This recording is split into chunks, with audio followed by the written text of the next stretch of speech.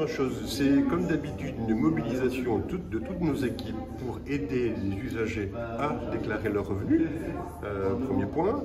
Mobilisation aussi en liaison avec les espaces France Service, il y en a 28 sur l'île, dans un contexte au bout du compte où le paysage fiscal des particuliers a changé avec la disparition de la taxe d'habitation en 2023 pour les 17% de foyers fiscaux de la Réunion qui continuent à la payer, et puis la disparition de la redevance audiovisuelle. Bon, ça c'est le premier point, le paysage a changé. Deuxième point, il y a une sorte de grande continuité dans la technique fiscale applicable aux particuliers, et le seul point à relever, c'est que au bout du compte, les pouvoirs publics et la loi fiscale a tenu compte de l'inflation et a revalorisé de 5,4% les tranches d'imposition, pourcentage applicable aussi aux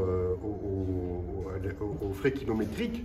Donc voilà, une prise en compte de l'inflation sur la fiscalité applicable. La grande nouveauté, la première, effectivement, c'est d'abord le fait qu'on prenne en compte l'inflation.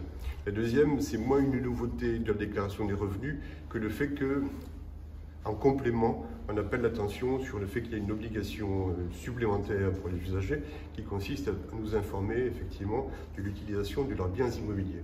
Et donc, ce qu'on dit, c'est une fois que vous êtes sur votre compte fiscal, que vous déclarez vos revenus, c'est bien que vous jetiez un œil sur immobilier et là, vous actualisez l'utilisation de vos biens immobiliers. Soit vous les utilisez en propre, soit vous les donnez en location, soit ils sont vacants. Et bien entendu que la disparition de la taxe d'habitation ne concerne que les résidences principales. Et donc si vous avez une résidence secondaire ou si le logement est vacant, et bien là vous payez la taxe d'habitation sur ce logement. Donc c'est important pour nous de savoir si le bien que vous avez, vous l'utilisez à titre de résidence principale, soit vous le louez, soit il est vacant, soit c'est une résidence secondaire. Donc c'est une obligation complémentaire cette année sur laquelle nous insistons, même si 50% des déclarations ont déjà été déposées, puisque le délai pour le faire, c'est le 30 juin.